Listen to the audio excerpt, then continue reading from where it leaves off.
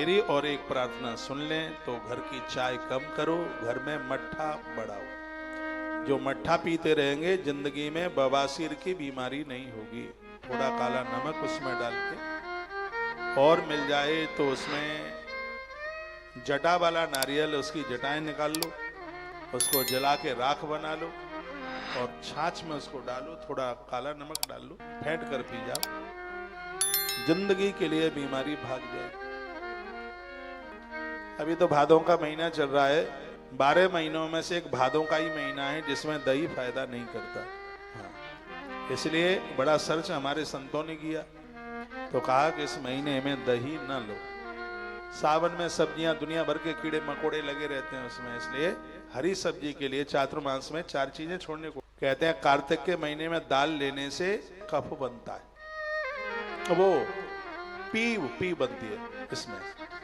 भादों में ये लेने से कफ बनता है, इसलिए सावन में ये छोड़ दिया सब्जी, भादों में दही छोड़ दिया, क्वार के महीने में दूध छोड़ दिया। क्वार के महीने में गाय भैंसें ज्यादा ब्याती हैं, सुनो ना।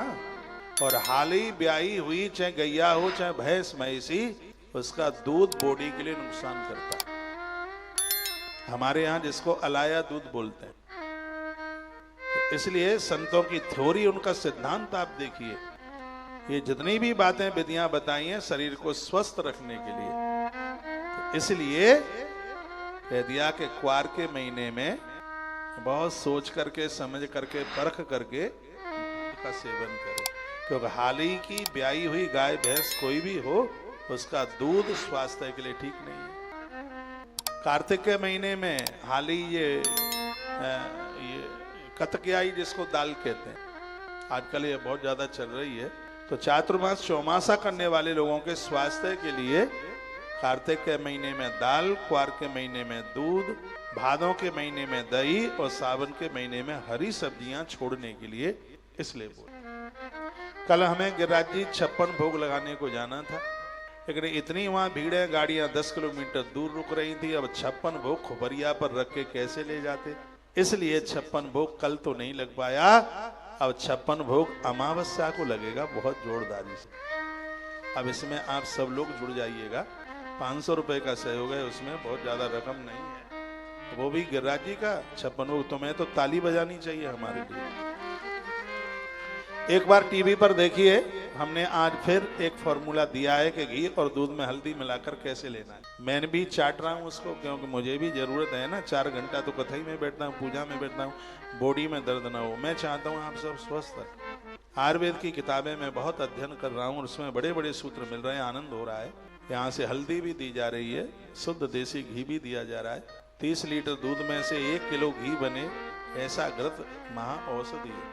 आज भी दिया, जो भी आप सहयोग कर रहे हैं उसका बहुत। आपने रुद्राक्ष ले लिया, दुनिया भर का प्रसाद तमाम ले लिया, अब घी और हल्दी लेके जाइए। ये आपके स्वास्थ्य के लिए, कोई बीमारी नहीं है आपको तो भी हाथ पर भी चाट सकते हैं, लेकिन हाथ ज्यादा पीला हो जाएगा। थोड़ा कटोरी में ले लो, उसमें थोड़ा सा घी डाल लो, उसका आधा हल्दी पाउडर उंगली से मिला करके चाट जाओ। दिखाओ चाटते हुए, दिख रहा है।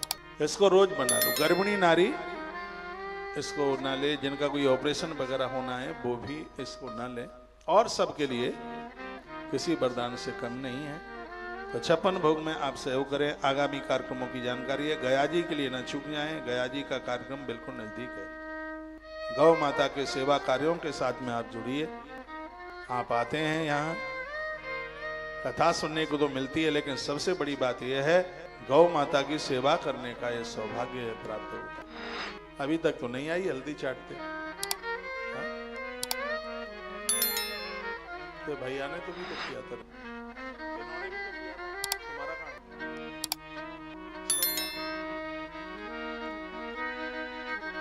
ये छोटी छोटी ये देसी दवाइयां जो स्वास्थ्य के लिए बहुत लाभदायक